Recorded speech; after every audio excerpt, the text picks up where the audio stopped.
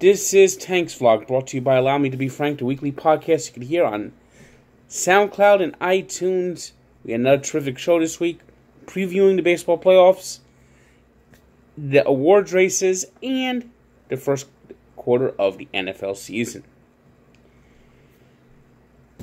Well, we got all 4 division series raced underway now, and I can't say I'm surprised about anything I've seen so far. The Astros went out there, and they pretty much beat down the Indians today, 7-2.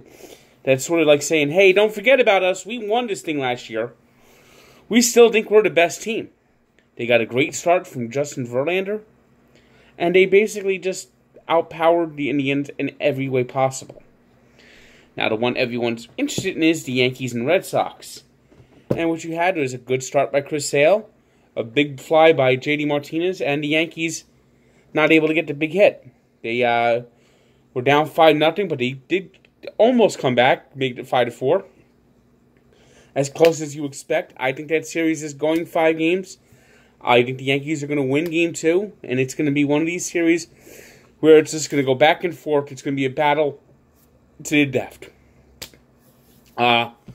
Giancarlo Stanton, though,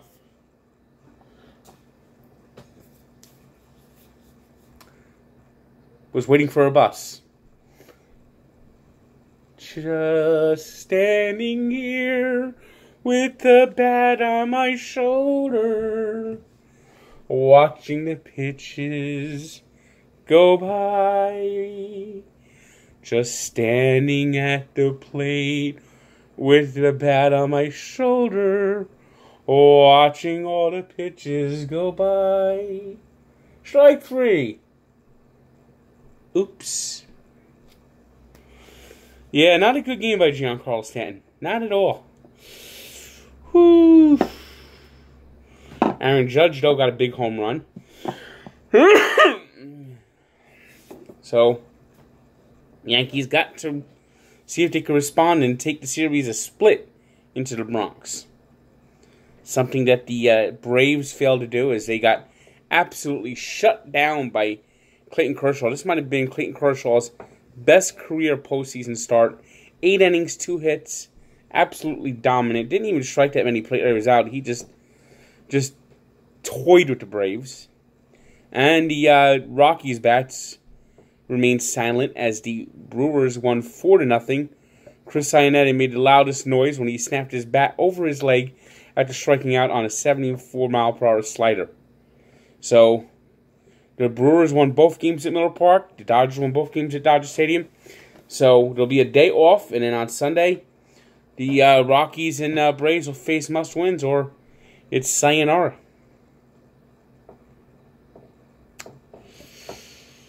I did my NCAA picks. You could check them out on my website. And, of course, Barstool Sports. I've started doing my 6-pack picks also on Barstool Sports. And you can check it out on my YouTube link. Now, the big thing is, it's NHL season. I know it's been underway for a couple of days now, but NHL season doesn't begin until today. And you know why that is? Because the Devils played their first game, and it's over in Sweden against the Edmonton Oilers. It's a 1 o'clock start. I see good things for the Devils. I think they could actually make the Eastern Conference Finals. I had some help from a good friend of mine, Cage Lemonine. He helped me a lot with this finals, my NHL preview. So check it out below. And you'll see who I'm going to pick to win the Stanley Cup. I actually think it's going to win to San Jose, but I think the Devils are going to be a very strong contender this year. I'm very confident the Devils are going to have a good year. I like Nico Hischier to step up as he grows and grows stronger to become one of the more exciting players and to help Taylor Hall have another MVP season. So check out my NHL preview down below. There were a few games on Friday night. The Hurricanes beat the Blue Jackets 3-1, and it was the Sharks taking a chomp out of the Kings 3-2 in overtime.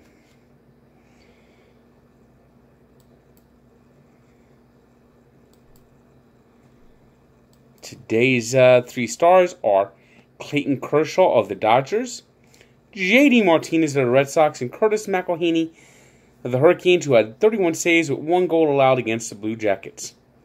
Today's birthday shout-out goes to Jimmy Cefalo, who was a solid tight end for the Dolphins at one time, late 70s, and is now one of their announcers. And a lot of people don't know this, but Donald Trump once had a game show, and he produced it. It really didn't last long. I think it was called like Trump Card or something like that. And Jimmy Cefalo actually was the host of this game show that Donald Trump produced about close to 30 years ago. So a nice happy birthday to Jimmy Cefalo, all-time Dolphin great, now Dolphin announcer, who turned 62 today. And we take a look back to 1993, when the sports world was stunned by the retirement of Michael Jordan. Now, you know there's always been conspiracy theories about the Michael Jordan first retirement, that it was really a silent suspension. And you know, I wouldn't dismiss this offhand. Take a look at the picture. It's on my website, and it's also on Barstool Sports. The picture that's to the link of the thing. David Stern was at Michael Jordan's retirement. That's kind of weird. It's weird. You know, he had gambling rumors. His father died.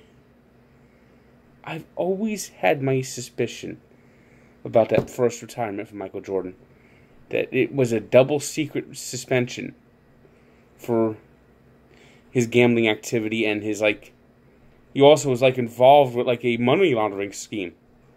That he, like, loaned money that he was, like, to pay gambling debts to, like, this drug dealer.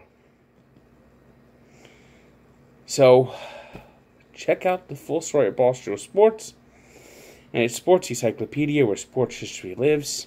And don't forget, Allow Me to Be Frank on SoundCloud and iTunes, and have a good day.